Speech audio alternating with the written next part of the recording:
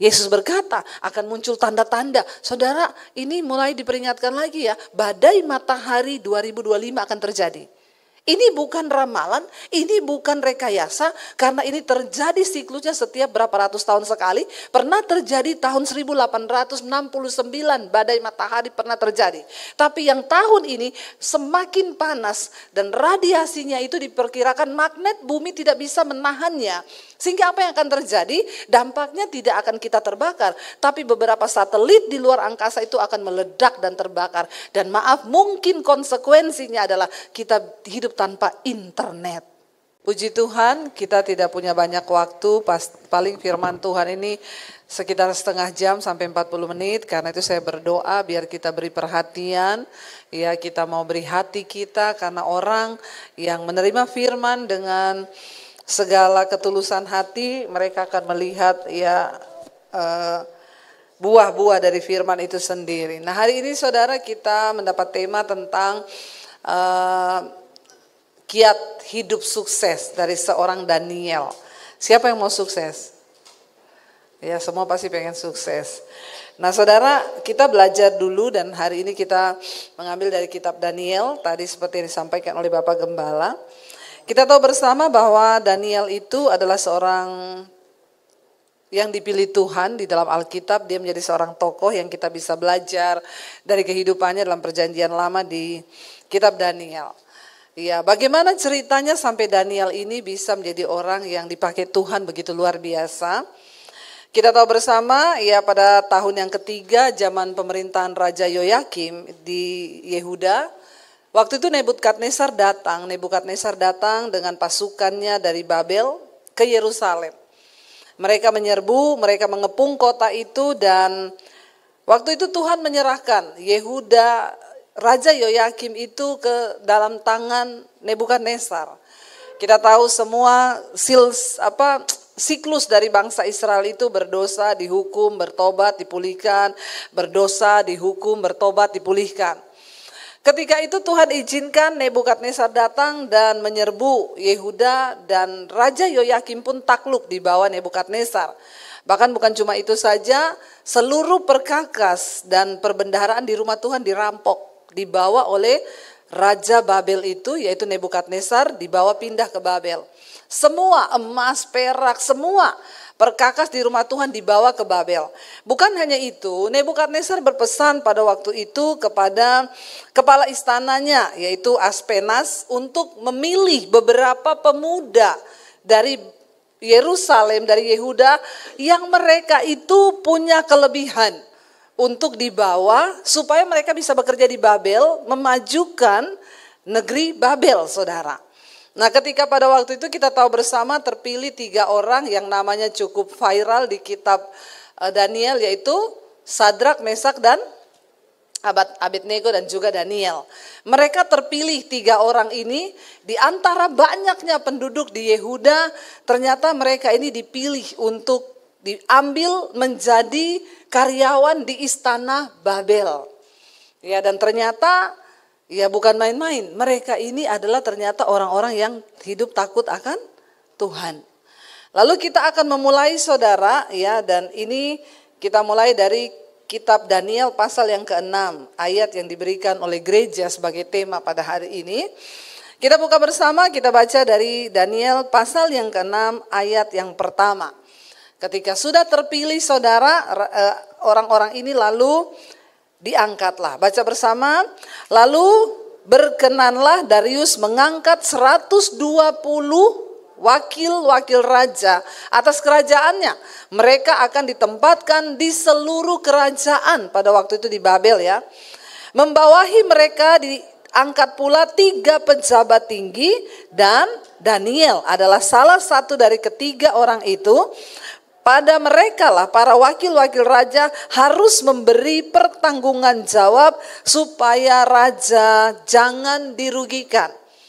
Saudara, menurut saudara, Daniel ini baru dibawa dari Yehuda, dari Yerusalem. Tiba-tiba diangkat raja, dipanggil melewati seleksi yang cukup berat loh, saudara. Kalau saudara baca di kitab Daniel, mereka diuji. Dari makanan mereka di training dulu, dimasukin di satu training Mereka makanannya dikasih yang enak-enak, semua santapan raja. Tapi kita tahu bersama Daniel menolak, mereka menolak semua santapan yang enak-enak itu, dan mereka bilang bisa diadu.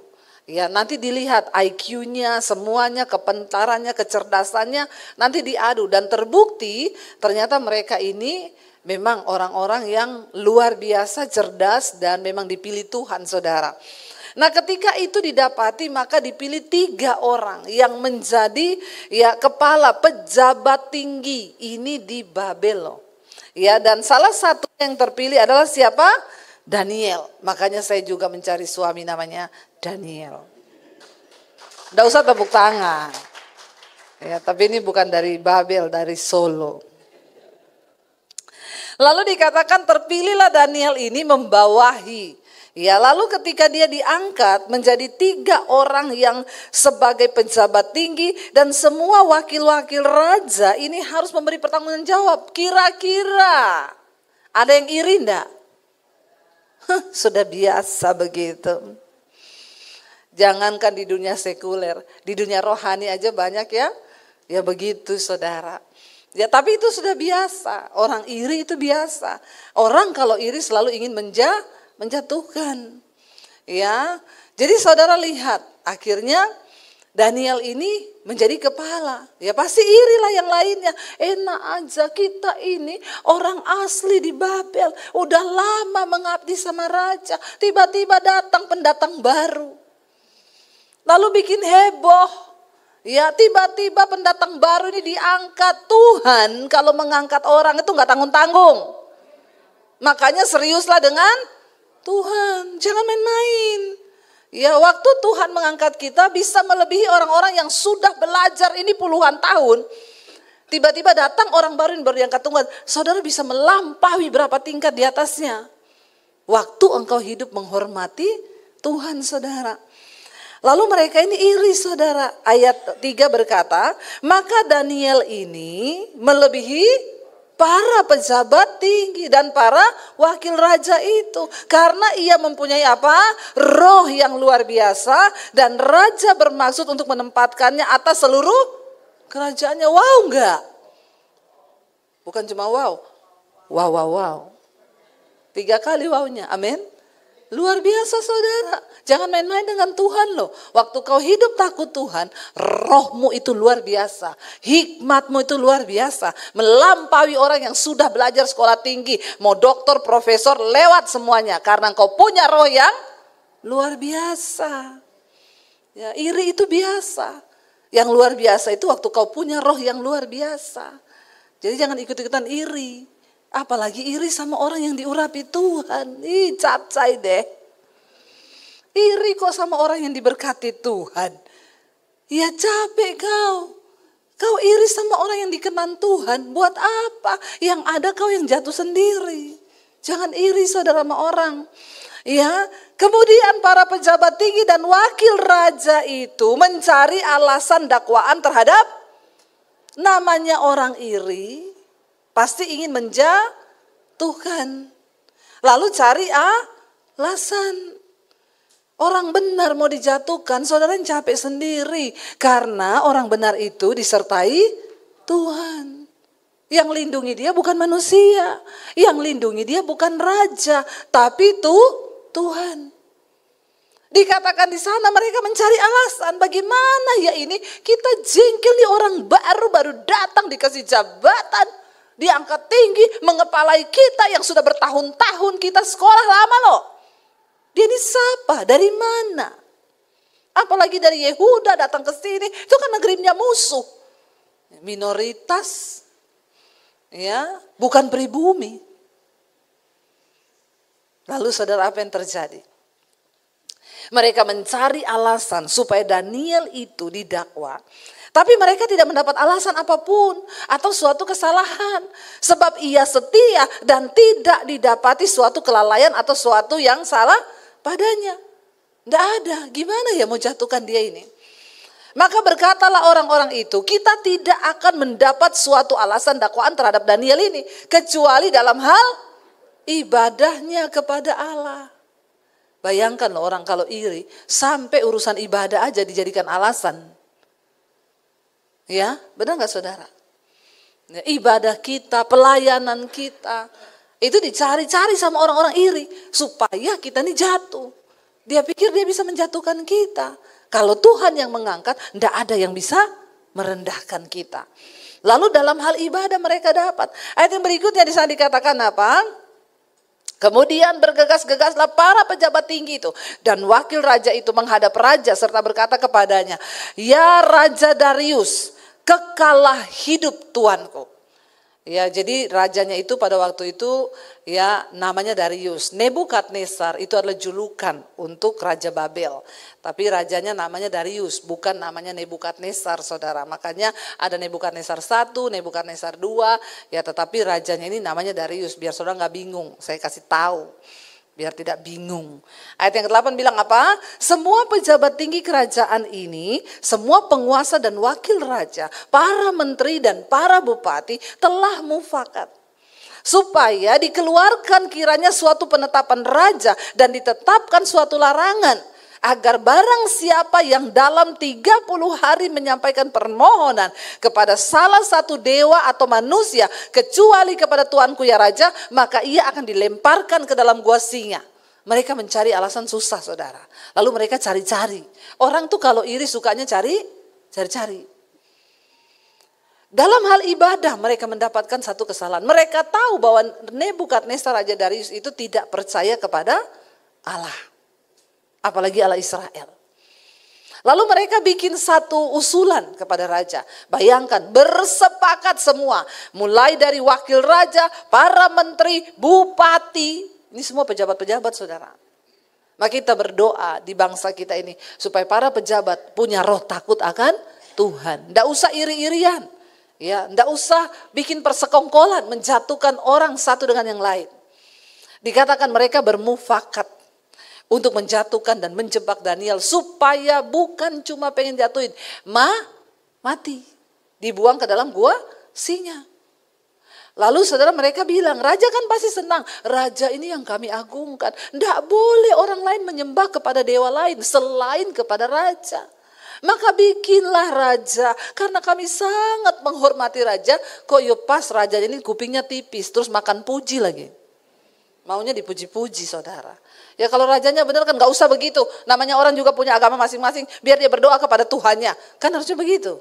Tapi sering kali Tuhan akan izinkan. Bahkan orang-orang di sekeliling tidak berpihak kepada kita. Yang penting selama Tuhan berpihak kepada kita, jangan takut. Amin, saudara. Dikatakan di sana akhirnya ditetapkan suatu larangan. Yang menyampaikan permohonan berdoa kepada siapapun dewa manusia kecuali kepada raja, maka dia pasti dibuang ke gua singa. Ayat yang berikutnya berkata begini, ayat 9. Oleh sebab itu ya raja, keluarkanlah larangan itu dan buatlah suatu surat perintah yang tidak dapat diubah menurut undang-undang orang Media dan Persia yang tidak dapat dicabut kembali. Memang ngeri, saudara, orang tuh kalau iri. Ngeri sekali. Jangan biarkan iri hati menguasai hidupmu. Itu jahat di mata Tuhan. Sebab itu Raja Darius membuat surat perintah dengan larangan. Dibikin, saudara, oleh raja. Ya, dibikin surat perintah itu dengan larangan. Di sana dikatakan apa? Ayat yang berikutnya. Demi didengar Daniel bahwa surat perintah itu telah dibuat. Pergilah ia ke rumahnya. Dalam kamar atasnya ada tingkap-tingkap yang terbuka ke arah Yerusalem. 3 kali sehari ia berlutut, berdoa, serta memuji Allahnya. Seperti yang biasa dilakukan. Waktu Daniel dengar surat itu dibuat, dia nggak bingung, dia nggak takut. Apa yang dia lakukan? Dia semakin mencari Tuhan. Hari-hari ini banyak yang bingung, banyak yang takut. Melihat keadaan zaman, saudara. Sekarang lagi viral drone-drone yang bertebaran. Di beberapa negara bagian di Amerika banyak bermunculan tuh drone-drone yang kayak api. Bahkan yang viral kemarin ada satu drone yang berbentuk api muncul di New Jersey. Dan drone-nya bisa bicara sama orang. Dia bilang, you know Jesus? Jesus love you. Jesus love me. Ya, hati-hati. Tuhan Yesus berkata, di akhir zaman akan banyak tanda-tanda. Ya, orang-orang akan melihat tanda di langit, ada salib yang muncul dalam bentuk api. Mereka akan datang dalam namaku, kata Yesus, dan berkata, ada Mesias di sini, ada Mesias di sana. Jangan tersesat. Ya, jangan terpengaruh dengan semua berita-berita itu. Memang mungkin akan ada. Itu adalah Blue Beam Project. Ya, sekarang itu saudara, ada satu teknologi yang begitu canggih. Bahkan mereka bisa bikin proyeksi Tuhan Yesus di langit.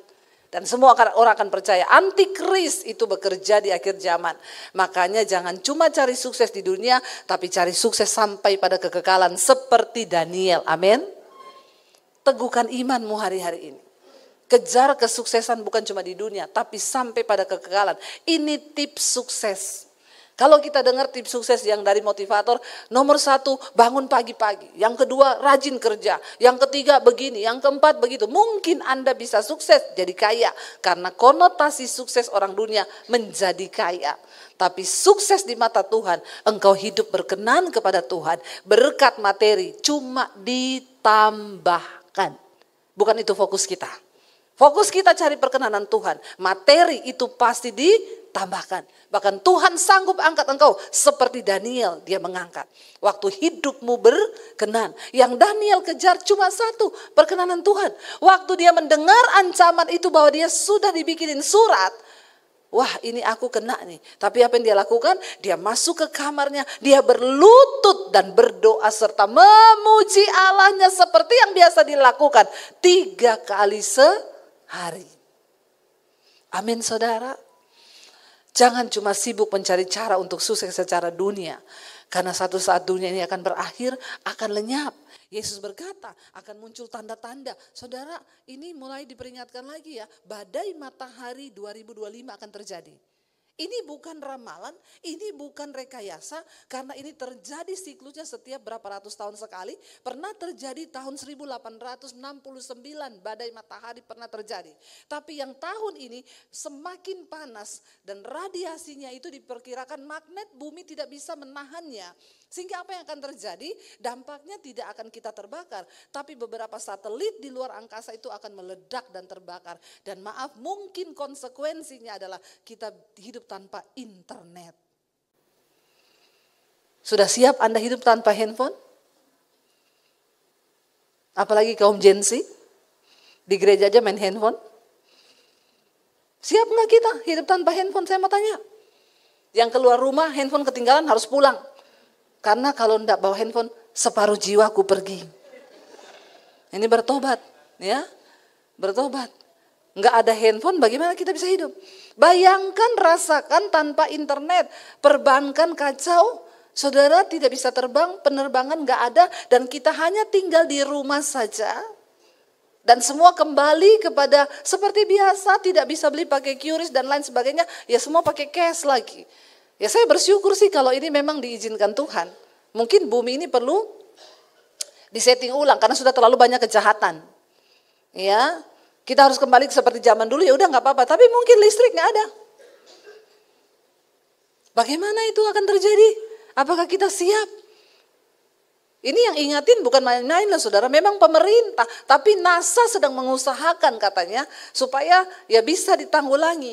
Manusia itu berusaha, tapi kan semua Tuhan yang pegang kendali.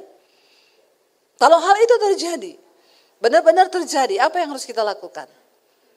Ya, ayo, Yesus berkata di akhir zaman akan banyak hal terjadi. Ada banyak perubahan di matahari, bulan, bintang, dan langit juga. Banyak kuasa-kuasa langit akan bermunculan. Dan melihat semua tanda-tanda itu, banyak manusia di bumi akan takut dan kebingungan. Bahkan banyak yang mati karena kecemasan. Itu yang Yesus katakan di akhir zaman. Akan terjadi. Makanya lebih baik sekarang kita hidup takut Tuhan. Karena memang akan takut beneran di akhir zaman. Daripada tunggu takut nanti, lebih baik takut sekarang. Bertobat. Tapi memang sekarang berita tentang pertobatan sudah tidak zaman. Ya, saya kemarin khotbah tuh dipotong orang saudara. Saya ini ya mungkin sudah resiko ya. Resiko kali begitulah ya kalau sudah, saya nggak mau bilang terkenal sih. Walaupun memang iya sih. Tapi saya nggak mau sombong. Saya khotbah apa saudara? Khotbah malam itu. Jam 10 malam sudah tayang di TikTok itu. Ya ada yang melihatnya dengan positif, ada yang dengan negatif. Khotbah saya kemarin tentang LE itu viral. Saudara juga nonton itu? Dapat ya. Dan saya di komen oleh seorang dokter, saudara. Ya, dan dia berkata, si Debbie Basir ini bodoh sekali. Enggak apa-apa, ya namanya dokter juga paling pintar pasti ya. Seperti Daniel, kan saya ini siapa? Ya mau diapa, saya ini cuma orang yang ya nggak ada apa-apanya lah, saya ini dibanding tokoh-tokoh yang sudah punya nama itu. Saya cuma orang yang ya ketemu Tuhan dari desa dan nggak ada apa-apanya. Nah, saya dibodoh-bodohi. Ya katanya LE itu dihukum Tuhan. Katanya begini, saya tidak katakan di khotbah saya LE dihukum Tuhan. Saya hanya berkata setelah mereka pesta dan vote tentang Allah itu tidak ada yang memilih.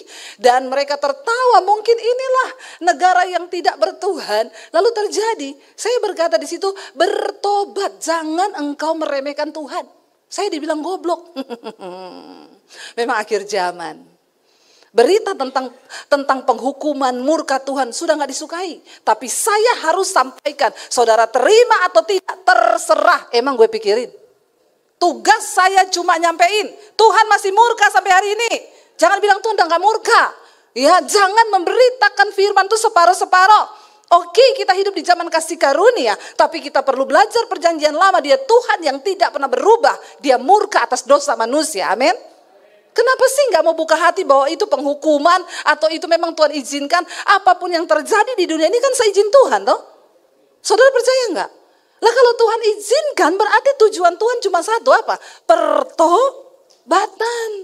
Supaya orang bertobat. Kok seneng banget sih hidup menutupi dosa?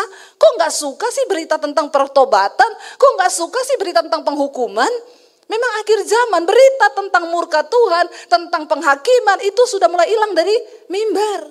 Hati-hati saudara.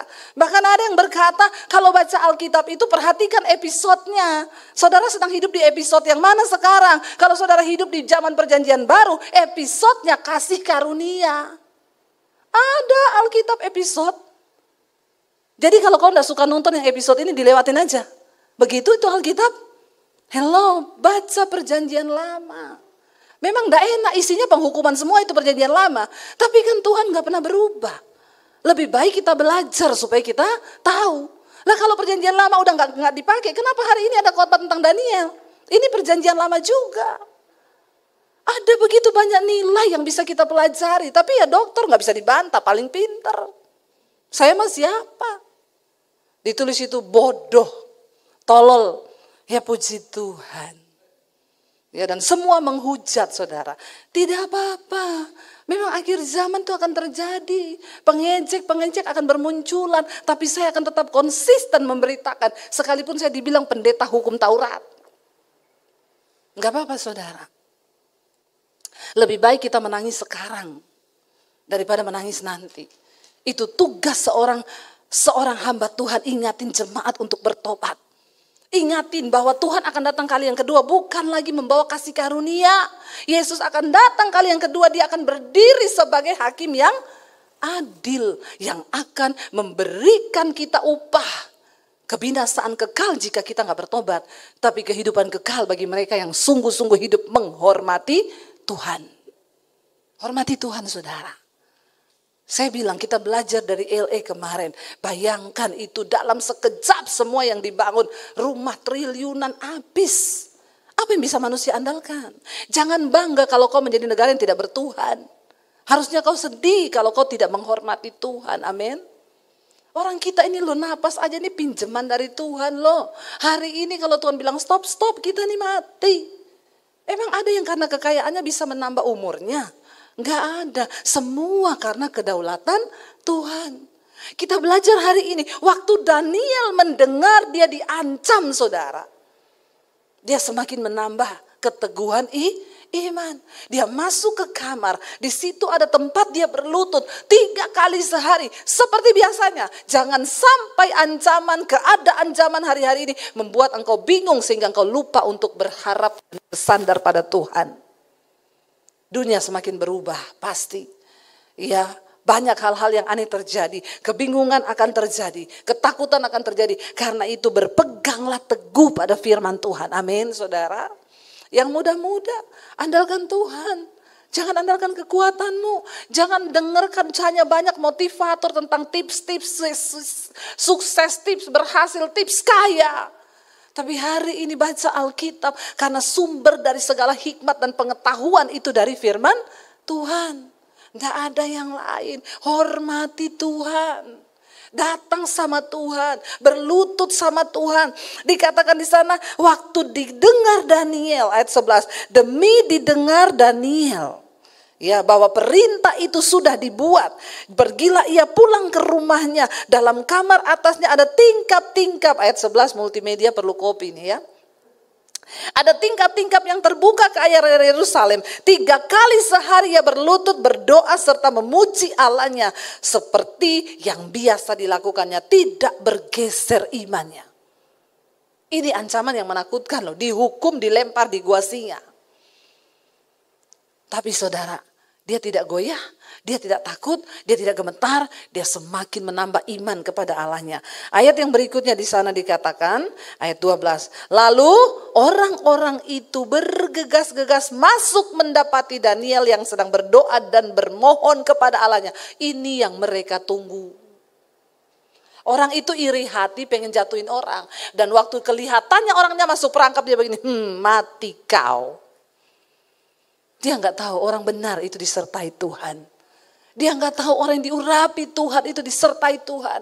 Raja mungkin tidak bela karena mereka berpikir siapa yang akan bela kamu. Raja pun sepakat dengan kami. Kau harus dibuang ke dapur, ke gua singa.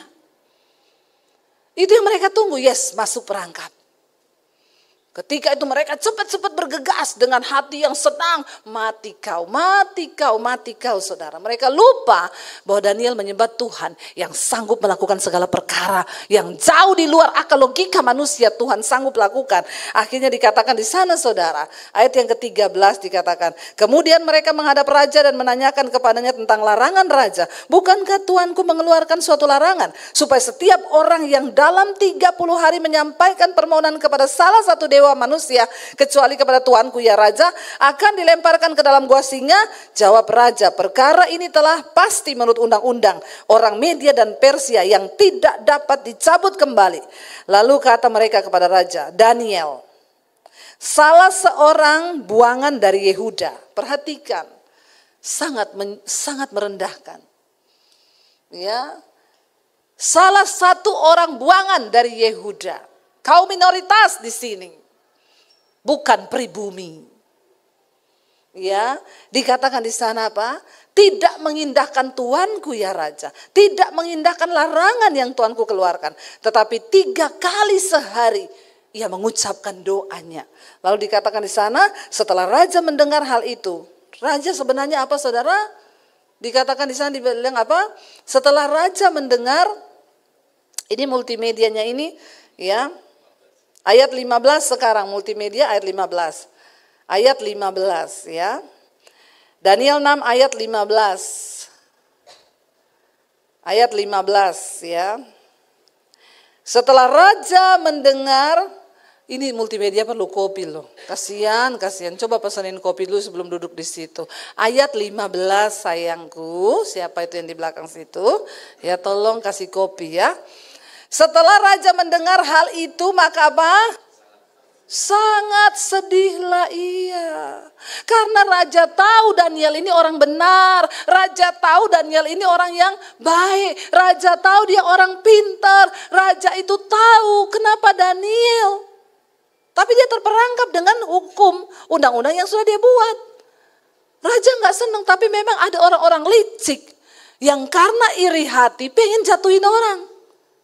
Dia pikir karena dia lebih pintar. Dia pikir karena dia lebih hebat. Dia pikir karena dia lebih punya kedudukan. Dan dia menyepelekan orang yang diurapi Tuhan saudara. Dia bilang apa? Setelah raja mendengar hal itu maka sedihlah. Sangat sedihlah tapi dia tidak bisa buat apa-apa. Karena waktu dia menarik kembali perkataannya. Dia menjadi raja yang tidak dapat dipercaya. Lalu ia mencari jalan loh. Untuk melepaskan Daniel. Raja ini bingung cari jalan bagaimana ya. Tapi dia terjebak dalam situasi. Raja nyanyi, aku terjebak, aku tertipu. Raja ditipu juga sama orang-orang iri saudara. Dia bingung cari jalan. Bahkan sampai matahari terbenam, ia masih berusaha untuk tolong Daniel. Raja nggak diem, saudara.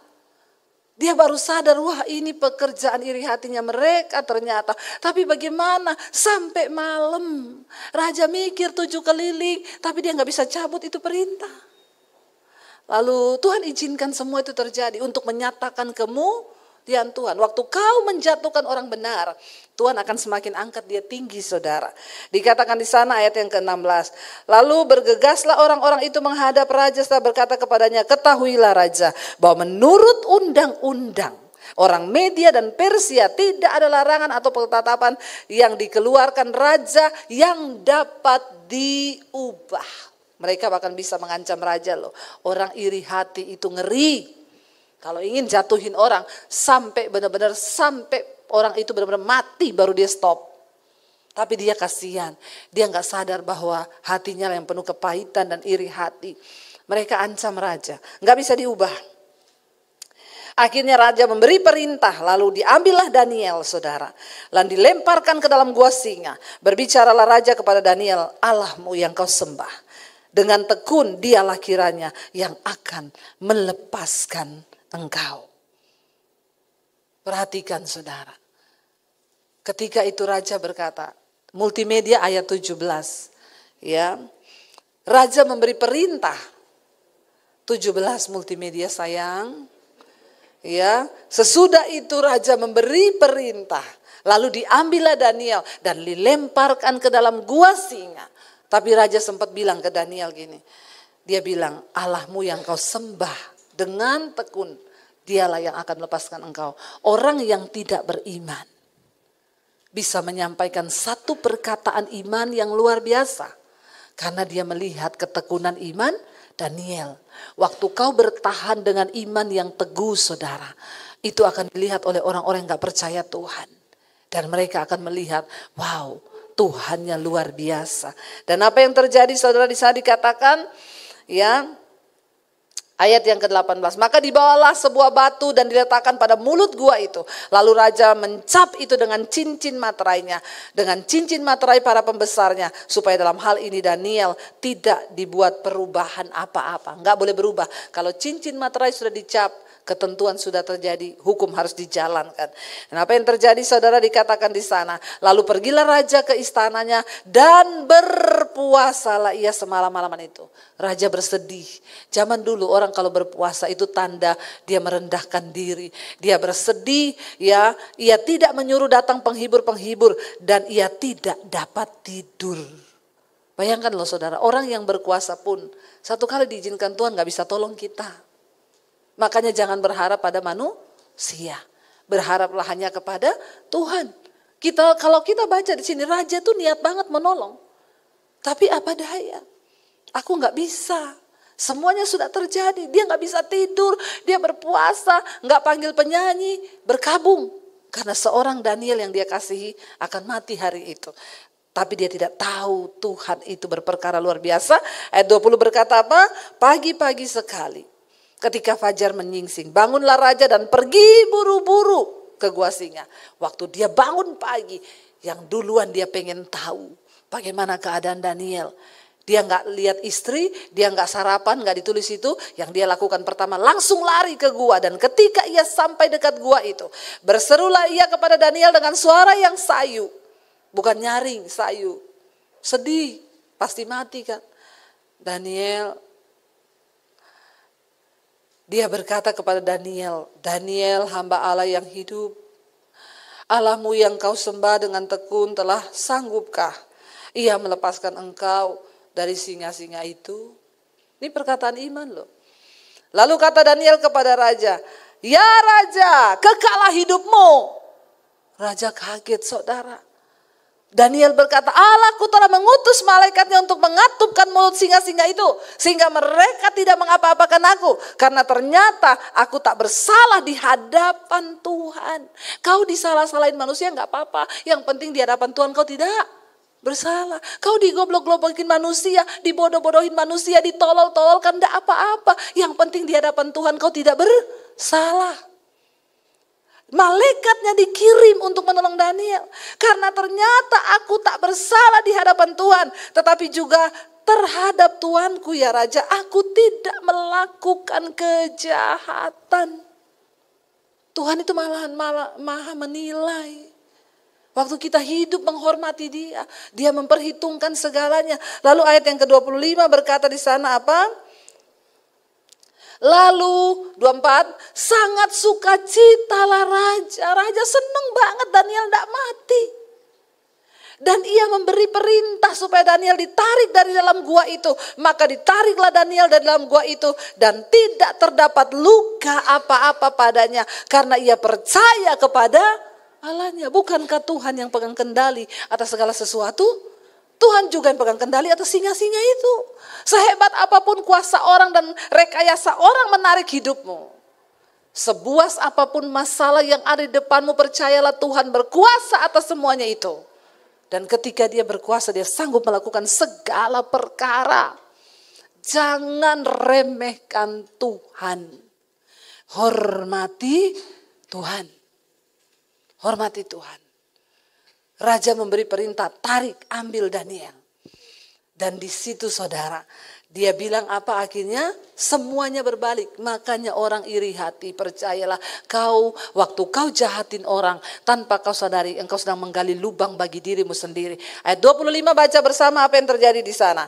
Raja memberi perintah, lalu diambillah orang-orang yang telah menuduh Daniel. Dan mereka dilemparkan ke dalam gua singa. Baik mereka maupun anak-anak dan istri-istri mereka. Dengar baik-baik saudara, waktu kau hidup jahat, anak cucumu, istrimu ikut menanggung semua kebusukan hati dan semua kebusukan hidupmu. Jangan sampai engkau menyeret-nyeret orang lain. Karena iri hati dan karena kejahatan kita yang tidak mau bertobat. Apa yang mereka lakukan? Kejahatan, iri hati, ingin menjatuhkan orang benar. Ini dosa yang sangat berbahaya loh saudara. Bahkan ingin membunuh seorang yang diurapi Tuhan. Dilemparkan semua sama anak istrinya. Belum dilempar, belum sampai ke dasar gua. Singa-singa itu telah menerkam. Belum sampai udah disambut sama singa. Ya, singa gak doyan sama Daniel. Karena gak berbau daging Daniel itu. Soalnya doa terus. Jadi manusia roh. Ya, nanti ini dipotong lagi, Bu Debbie itu sesat. Nah ini, seringkali ya saudara, ya itulah jangan nonton khotbah potong-potongan ya. Lalu dilemparkan ke dalam gua singa, belum sampai mendarat tubuh mereka udah diterkam sama singa. Bahkan meremukkan tulang-tulang mereka. Ngeri sekali waktu kita ini hidup tidak mengandalkan Tuhan. Lalu saudara dikatakan di sana ya ayat 26. Kemudian Raja Darius mengirim surat kepada orang-orang dari segala bangsa, suku dan bahasa yang mendiami seluruh bumi. Bunyinya, bertambah-tambahlah kiranya kesejahteraanmu. 27. Bersama ini ku berikan perintah bahwa di seluruh kerajaan yang kukuasai orang harus takut dan gentar kepada siapa? Wow, Allahnya Daniel. Sebab dialah Allah yang hidup, yang kekal untuk selama-lamanya. Pemerintahannya tidak akan binasa dan kekuasaannya tidak akan berakhir. Dari seorang yang tidak mengenal Allah, dari seorang yang jahat, bisa keluar kata-kata yang memuliakan nama Tuhan. Karena ada seorang Daniel yang mau hidup takut akan Tuhan. Dan dia melepaskan dan menolong dan mengadakan tanda dan mujizat di langit dan di bumi. Dia yang telah melepaskan Daniel dari terkaman, dari cengkraman singa-singa. Dan Daniel ini mempunyai kedudukan tinggi pada zaman pemerintahan Darius dan pada zaman pemerintahan Kores orang Persia itu. Waktu kau cari kesuksesan dunia dan kau tidak peduli dengan Tuhan, mungkin kau akan dapat kesuksesan dunia, tapi kebinasaan selama-lamanya. Tapi waktu kau cari perkenanan Tuhan, maka kemuliaan, jabatan, kehormatan, harta, apapun yang tidak kau pikirkan, itu akan diberikan Tuhan bagi orang-orang yang setia kepada Dia. Amin. Karena ada banyak orang juga yang mengambil keuntungan di dalam setiap keadaan. Hari-hari ini banyak sekali tiba-tiba bermunculan nabi-nabi yang bernubuat. Ya, dan banyak umat Tuhan yang terseret, saudara. Bahkan ada beberapa yang berani menyatakan waktu kita tinggal 1,5 tahun. Menurut saudara bagaimana? Banyak jemaat yang datang bertanya sama saya, Bu, benar nggak Bu tinggal 1,5 tahun? Ya ada bapak-bapak, dia bilang begini, Bu, saya ini baru OTW kaya. OTW kaya loh, siapa di sini yang baru OTW kaya? Dia bilang, Bu, saya baru OTW kaya, masa udah mau kiamat? Kan sayang banget, Bu, saya belum bisa menikmati semuanya, udah mau kiamat. Jadi banyak orang bingung hari-hari ini, ya. Ada yang tanya, Bu, vaksin itu antikris ya? Saya bilang kayaknya belum, karena yang bikin masih banyak perusahaan.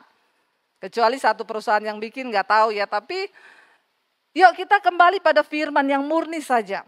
Ya, supaya kita tidak diombang-ambingkan kian kemari, saudara. Karena Alkitab bilang di akhir zaman, ya memang akan muncul banyak pengajaran. Bahkan Yesus berkata, nabi-nabi palsu mereka sudah pergi ke segala penjuru dunia. Mereka memberitakan dan kelihatannya benar. Ya, kemarin ada satu jemaat itu bertanya sama saya gini, Bu Debbie, saya ini kan setiap minggu ikut ibadah KKR online. KKR online. Terus, jadi di situ hamba Tuhannya yang melayani, dia meramal jemaat yang ikut. Cuma saya kenapa nggak pernah diramal ya Bu, apakah Tuhan tidak berkenan kepada saya? Terus saya bilang gini, diramal Bu, iya ini persekutuan doa atau perdukunan? Terus ibu mau cari ramalan yang kayak apa? Ya karena di situ semua jemaat itu satu-satu diramal. Hati-hati loh saudara ya. Banyak orang stres hari-hari ini. Sehingga mereka cari ramalan, bahkan di dunia rohani pun yang kelihatannya rohani, tapi ramalannya pakai ayat Bu. Wah hebat sekali saudara ya, banyak orang memanfaatkan situasi di akhir zaman. Tapi kita kembali yuk kepada firman Tuhan. Hari ini ayat yang diambil dari Markus pasal yang ke-13. Apa yang harus kita lakukan? Saya pengen kita baca dulu dari ayat 32. Markus pasal 13 mulai ayat 32 dulu saudara ya.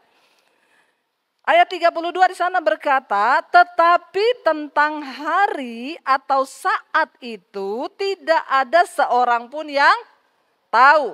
Malaikat-malaikat di sorga tidak dan anak pun tidak, hanya Bapa saja.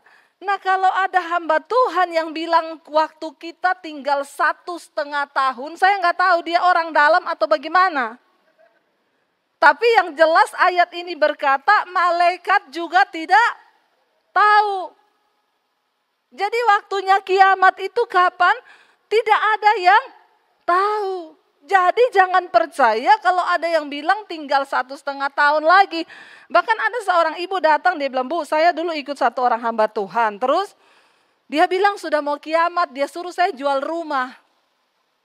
Lalu saya ikut dia pelayanan, tapi karena pandemi ini pelayanan semua tutup, dia bilang saya, kamu pulanglah. Jangan ikut saya dulu karena kita nggak ada pelayanan. Dia tanya pulang kemana?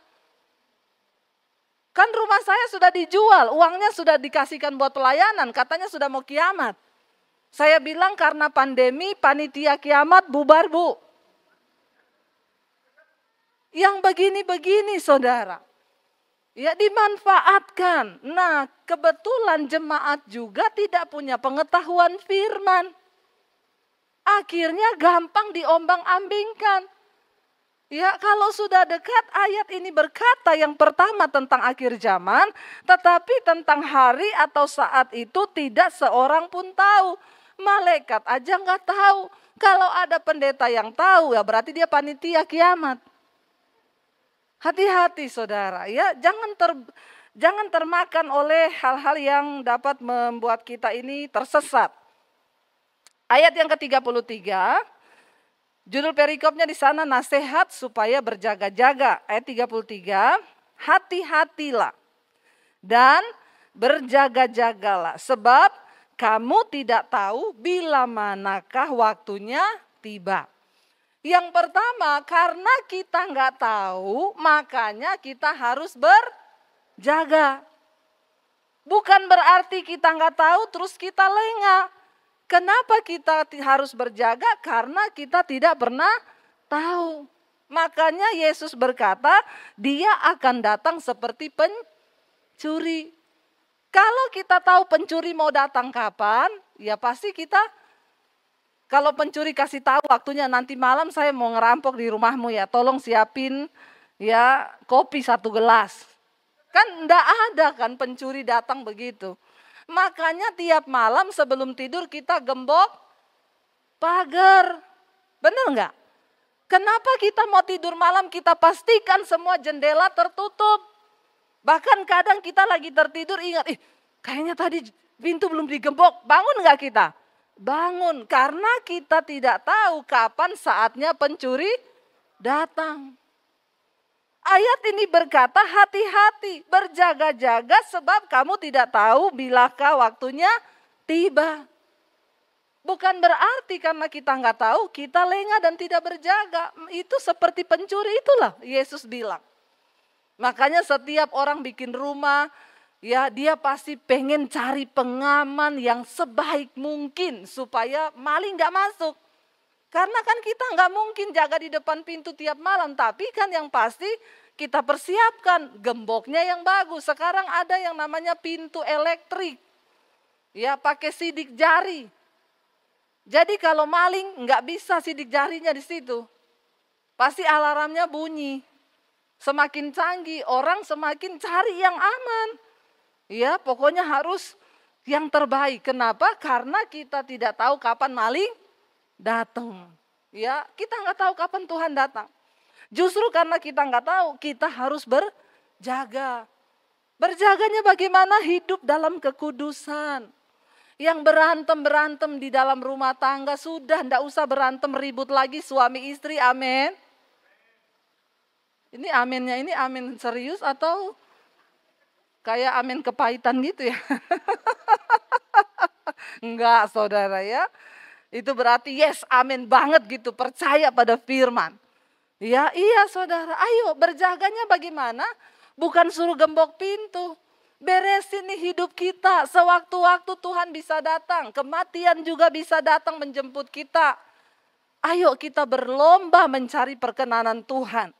Lalu yang kedua di sana dikatakan saudara ayat yang ke-34. Dan halnya sama seperti seorang yang bepergian, yang meninggalkan rumahnya dan menyerahkan tanggung jawab kepada hamba-hambanya masing-masing dengan tugasnya. Dan memerintahkan penunggu-penunggu pintu supaya berjaga-jaga. Apa yang harus kita lakukan dalam menantikan kedatangan Tuhan?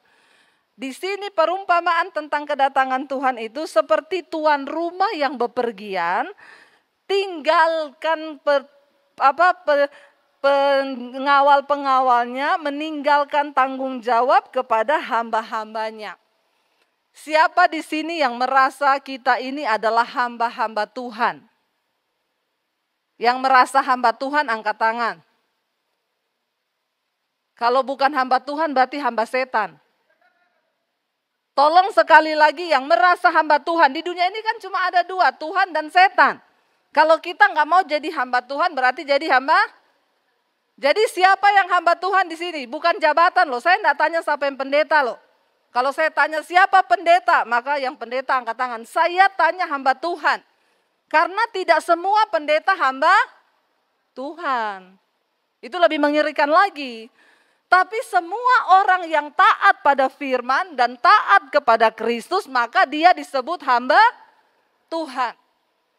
Saudara menunggu kedatangan Tuhan, apa yang harus kita lakukan? Ingat, Tuhan memberikan kita tugas dan tanggung jawab. Sekarang ini banyak orang cuma sibuk memberitakan tentang akhir zaman. Mau antikris datang. Tapi dia lupa membenahi rumah tangganya. Dia lupa membenahi apa yang perlu dibenahi. Sehingga orang itu hanya dibuat takut dan gelisah dengan sesuatu yang kelihatannya sudah di depan mata. Tapi kita ini dikacaukan. Selama kita menanti kedatangan Tuhan, teruslah bekerja dengan tanggung jawab yang Tuhan berikan kepada saudara dan saya. Katakan, bukan berarti akhir zaman terus kita santai aja malah duduk-duduk. Ya, saya bersyukur loh saudara, ya Bapak Gembala saudara ini luar biasa loh. Ini gereja yang lain belum ada yang buka loh. Tepuk tangan buat Tuhan Yesus. Lo benar loh saudara ya. Belum ada, tiba saya dihubungi, ya Bapak Gembala, Ibu nanti tanggal 5, ya bisa kan? Oh haleluya. Ya saudara, kenapa? Karena Bapak Gembala ini maunya kerja. Kerja buat Tuhan. Kita nggak bisa cuma duduk-duduk dan tidak melakukan apa-apa. Berbahagialah mereka yang waktu Tuhannya datang lagi bekerja. Jangan nganggur. Ya, nggak usah terlalu gelisah dan galau hatimu mendengar berita tentang kedatangan Tuhan. Justru sebaliknya, karena kita tahu waktu ini adalah waktu-waktu yang terakhir, kita makin giat melakukannya menjelang hari Tuhan yang mendekat. Tidak ada waktu untuk kita ini nganggur hari-hari ini. Saya ini saudara, waktu saya benar-benar rasanya itu aduh ya, sampai mau tidur aja kadang kurang waktunya. Ya saya kadang tidur di mobil, saking saya ngantuk, tapi enggak apa-apa Tuhan, selama ada waktu aku mau bekerja. Besok saya berangkat ke Amerika saudara, wih Tuhan dahsyat kan. Haleluya, wis. Tuhan itu ajaib saudara, jadi saya besok ya berangkat keliling. Saya khotbah di beberapa negara di sana. Itu semua karena anugerah Tuhan. Tetapi kenapa Tuhan memberikan kepercayaan itu kepada saya? Karena saya mau kerja. Orang yang mau kerja, orang yang rajin ya sama tuannya dikasih kepercayaan lebih. Tapi kalau saudara cuma duduk-duduk, menanti kedatangan Tuhan, tidak melakukan apa-apa, apa yang bisa Tuhan beri kepada kita? Malah yang ada diambil apa yang ada padamu kata Tuhan. Ayo berdoa Tuhan, Engkau memberikan kami ini tugas. Sebelum Engkau datang, biar Engkau dapati aku bekerja. Lakukan sesuatu. Kalau Tuhan izinkan ya kita diberkati Tuhan, ayo lakukan sesuatu. Saya bersyukur ya di tahun-tahun di masa pandemi ini Tuhan memberkati kami sekeluarga. Sehingga kami juga memberkati 7 gereja yang sudah dibangun di desa-desa selama masa pandemi ini. Kenapa saya bisa menerima kepercayaan Tuhan yang begitu besar bagi saya itu besar dan luar biasa. Ya, karena saya mau bekerja Tuhan. Saya selalu berkata, Tuhan apa yang harus aku lakukan selama aku masih hidup? Karena saya nggak tahu, mungkin saya mati kapan kita nggak ada yang tahu. Tapi setidaknya selama aku hidup, aku sudah berdampak bagi kerajaan-Mu. Itu loh yang terpenting. Jangan cuma fokus pada kedatangan Tuhan, kita lupa ayat ini berkata, dan halnya sama seperti seorang yang bepergian. Yang meninggalkan rumahnya dan menyerahkan tanggung jawab kepada hamba-hambanya masing-masing dengan tugasnya dan memerintahkan penunggu pintu supaya berjaga-jaga. Ayo saudara, tanya sama Tuhan hari ini, Tuhan, apa tugas yang Tuhan berikan kepada saya? Selama saya menanti kedatangan Tuhan, apa tanggung jawab yang harus saya kerjakan Tuhan? Katakan bilang, Tuhan saya tidak mau ketika Tuhan datang, saya kedapatan nganggur dan tidak melakukan apa-apa. Betapa mulianya kalau kita ini dipanggil Tuhan mati atau Tuhan datang satu saat, kita sedang sibuk di dalam pelayanan, dalam pekerjaan Tuhan. Selalu ada hal yang bisa kita lakukan saudara. Selalu ada hal ketika engkau berdoa tanya Tuhan. Ini penting bagi kita dalam menanti kedatangan Tuhan. Bilang Tuhan, beritahu aku tugas apa yang Tuhan berikan bagiku. Kita melayani Tuhan bukan berarti semua harus jadi pendeta. Ya terus sekolah Alkitab semua saya mau khotbah. Jangan, nanti saya banyak saingan. Ya. Kalau saudara tidak punya karunia menjadi pengkhotbah ya jangan nanti saudara stres. Teman saya tanya, Bu, saya itu sekarang dipercayakan khotbah Bu. Tapi gimana? Bapak menikmati jujur loh. Satu khotbah saya persiapan 3 bulan. Itu pakai acara stres, marah-marahin istri, marah-marahin anak. Saya bilang berarti Bapak harus beralih profesi. Ya, orang itu mau pelayanan mendatangkan damai. Ya, kalau saudara maksain khotbah 3 bulan persiapan marah-marah itu mending tidak usah. Ya, cari sesuatu yang lain. Mungkin ada tugas yang lain yang Tuhan akan berikan yang bisa membuat kita ini melakukan itu dengan sukacita, jangan terpaksa. Apa aja saudara? Saudara perhatikan orang miskin. Ya, di pinggir jalan saudara memperhatikan orang yang berkekurangan. Itu juga engkau melakukan sesuatu bagi kerajaan Allah. Engkau perhatikan keluargamu, ayo lakukan sesuatu. Jangan bilang gini, saya kan juga kekurangan Bu, saya ini juga tidak kaya. Orang kalau tunggu kaya baru menabur, tidak akan pernah menabur. Karena kenapa? Konsep kaya kita ini beda-beda. Ya, tadinya mobilnya Avanza, dikasih tambah berkat sama Tuhan. Cukup? Enggak, ganti terus. Tidak pernah bisa menabur. Ayo kita mulai belajar justru dari perkara kecil. Ya, coba saudara praktekin ini saudara. Saya tuh setiap kemana-mana tuh di mobil saya tuh ada sembako. Ya, berapa kresek, berapa paket. Setiap kali lewat ada bapak-bapak tidur di pinggir jalan atau bapak-bapak tua yang lagi dorong gerobak. Saya bilang suami saya berhenti saya. Itu kan perkara kecil yang kita enggak perlu saya yakin bisalah kita sebulan sekali melakukan hal-hal yang seperti itu. Tetapi engkau melakukan sesuatu. Orang yang selalu fokus pada dirinya tidak akan pernah puas, percaya saudara. Kalau saudara cuma fokus, saya kok nggak cukup. Sehingga saudara yang ada tiap hari menuntut Tuhan, engkau kehilangan damai sejahtera, tidak bersuka cita. Coba saudara praktekkan. Rasanya habis kita memberi sama orang-orang yang tidur di bawah jembatan, bapak-bapak tua yang dorong gerobak itu, aduh sukacita banget lihat mereka. Sampai terima kasih kayak mimpi loh. Bagi mereka tuh terima sembako yang cuma 1 paket begitu tuh udah mujizat, haleluya 12 kali. Kan saudara bisa sambil kasih ngomong, ini Pak Tuhan berkati ya, ini dari Tuhan, dia udah tahu kok. Ayo saudara kita lakukan sesuatu. Ya, kita berjuang di hari-hari ini menanti kedatangan Tuhan karena satu saat Tuhan rumah itu akan datang, dia melihat apakah hamba-hamba ini kerja. Atau cuma sibuk cari mujizat, menunggu mujizat, minta Tuhan, todong Tuhan. Akhirnya kita nggak bisa lihat apa-apa karena kita jadi Kristen yang egois. Selalu cuma pikir diri kita. Selalu cuma pikir kepentingan kita tanpa pernah memikirkan kepentingan orang lain. Saya melihat ketika saya mulai bergerak, melihat keluar, memberkati pekerjaan Tuhan, Tuhan itu tidak pernah diam. Saya melihat bagaimana Tuhan melimpahkan berkat-Nya begitu luar biasa.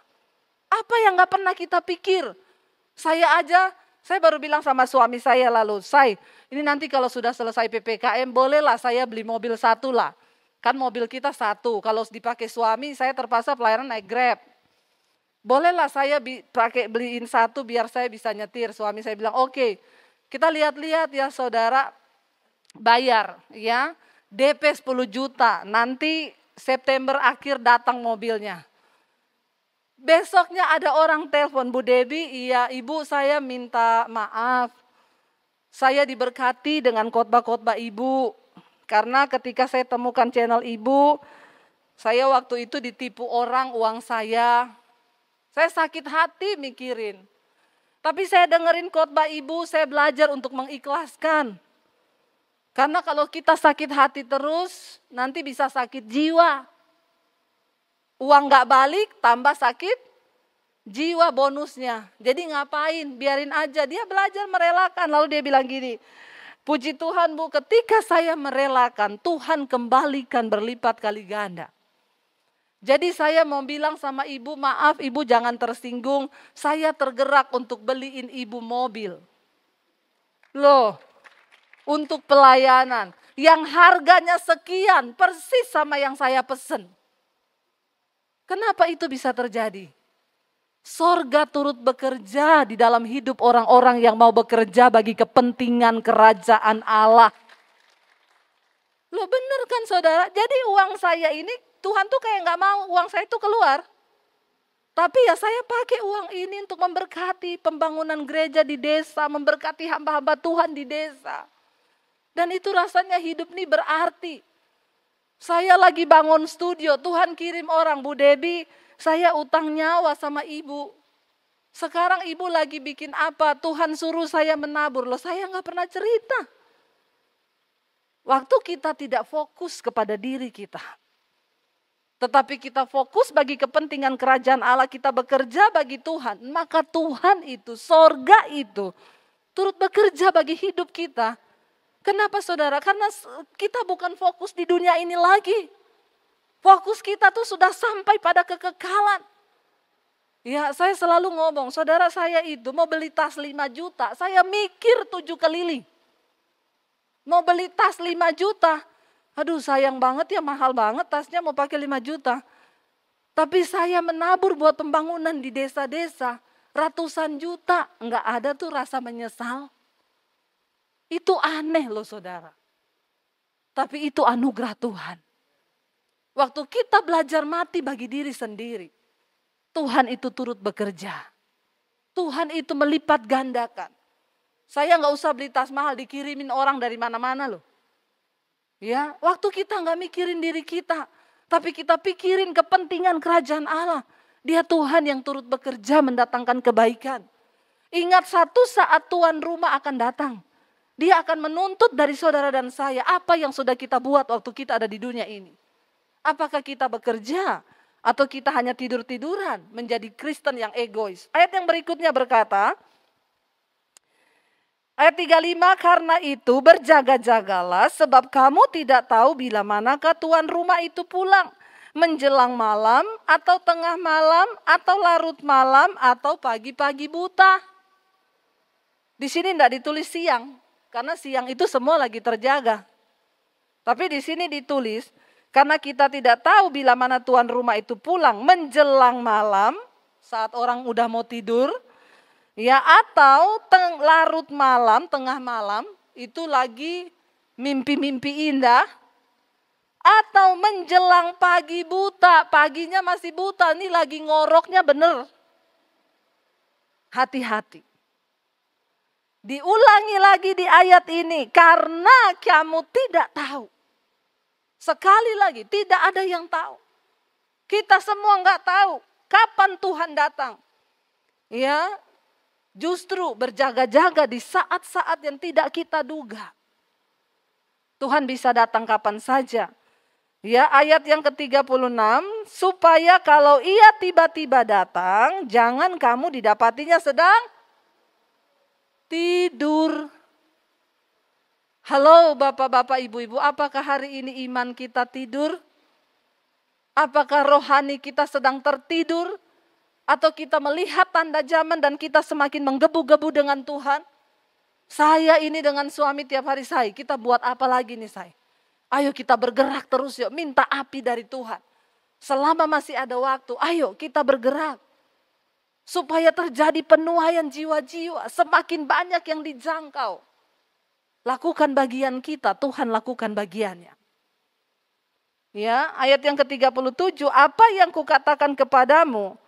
Ya, kukatakan kepada semua orang, diulangi lagi di sana, berjaga-jagalah. Berjaga-jagalah. Kalau kita lihat di dalam 2 Tesalonika, saya ingin kita baca 2 Tesalonika 2. Ya, 2 Tesalonika 2 ayat yang ke-9. 2 Tesalonika 2 ayat yang ke-9 di sana dikatakan saudara, sebelum kedatangan Tuhan akan ada kedurhakaan dulu.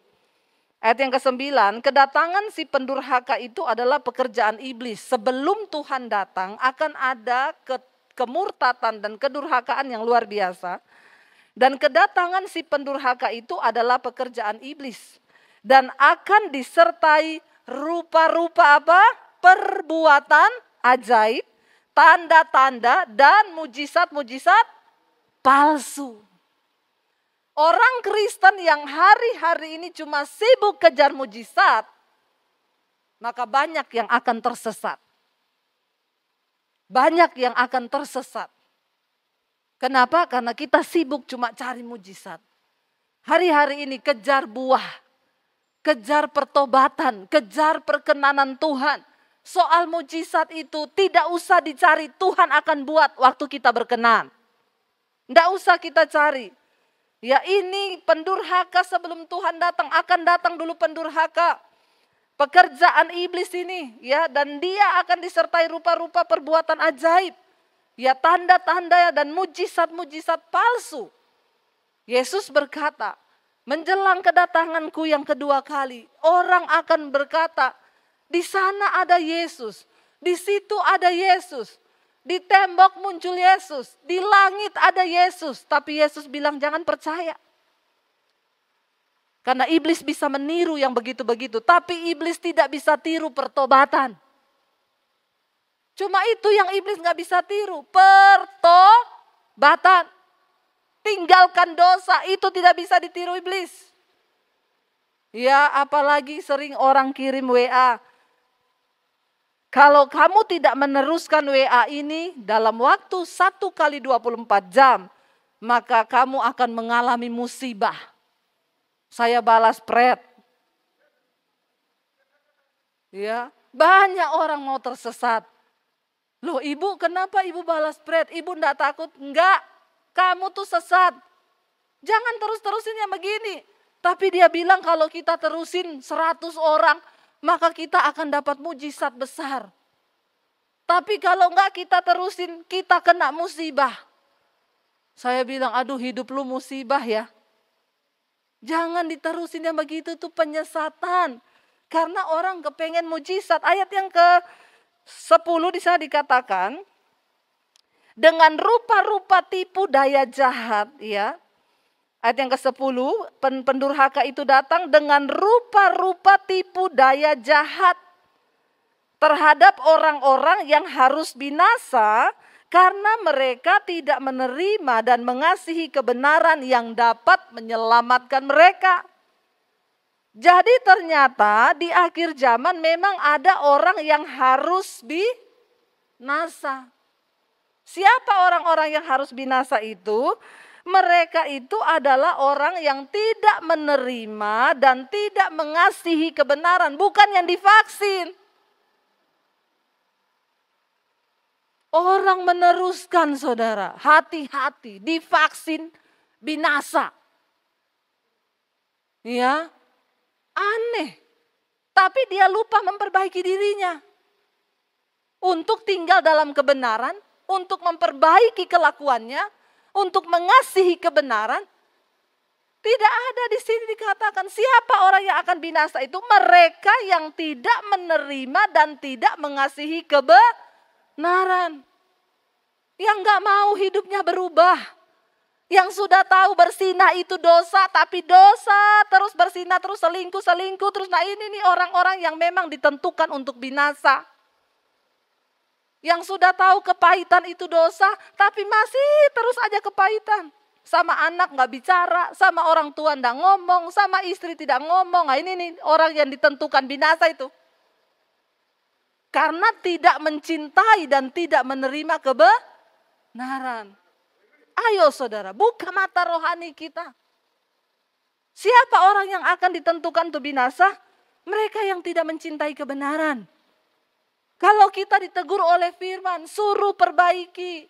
Jangan kepahitan dengan keluarga, bertobat. Kalau perlu orang bikin jahat, kita balas baik. Amin. Wih, haleluya. Kayaknya ada perwira di sini. Ya, semangat 45. Jangan cuma kenceng amin ya, pulang lakukan. Supaya tidak ditentukan untuk binasa. Ayat yang berikutnya ayat 11, di sana dikatakan mengerikan ayat ini dan itulah sebabnya Allah mendatangkan kesesatan atas mereka yang menyebabkan mereka percaya akan dusta. Ya karena dia memilih untuk sesat, dia memilih untuk tidak melakukan kebenaran tapi melakukan dosa. Ya Tuhan menyerahkan dia kepada kesesatannya itu. Dan orang yang begini ditentukan untuk binasa. Ayo saudara, yang iblis nggak bisa tiru cuma satu, pertobatan. Iblis tidak bisa meniru kekudusan. Itu yang harus kita kejar menanti kedatangan Tuhan. Jangan sampai kita diserahkan sama Tuhan kepada kesesatan itu. Dan itu semakin menyebabkan mereka percaya akan dusta. Yang terakhir ayat yang ke-12 berkata, supaya dihukum semua orang yang tidak percaya akan kebenaran dan yang jangan suka kejahatan. Ayo berbalik kepada kebenaran. Ya, buang semua yang jahat-jahat. Buang sakit hati, buang iri hati. Buang kepahitan, buang ya semua hal yang tidak berkenan. Buang pelit, hari-hari ini yang pelit. Orang kikir tidak masuk surga. Ya, ayo kalau saudara sadar saudara pelit bertobat, amin. Tidak ada yang amin, berarti tidak ada yang pelit ya. Haleluya, luar biasa ini jemaat, semuanya pemurah. Tidak ada yang pelit, hanya Tuhan yang tahu. Ya, bertobat saudara. Orang kikir tidak masuk surga, Alkitab bilang. Ada ayatnya, bukan cuma orang berzina, banci, homo. Orang kikir tidak masuk surga. Saya bersyukur hari-hari ini banyak sekali SMS, WA yang masuk. Bu, saya mau bertobat, saya homo bu. Tolong tuntun saya. Ibu, saya pelakor, saya mau bertobat. Semakin banyak orang yang mau bertobat kembali ke jalan yang benar. Sekotor apapun hidup kita, selama kita mau kembali, selalu ada kesempatan untuk kita bertobat. Tapi kalau orang tidak mau berbalik mencintai kebenaran, maka dia ditentukan untuk binasa. Mari kita bangkit berdiri bersama.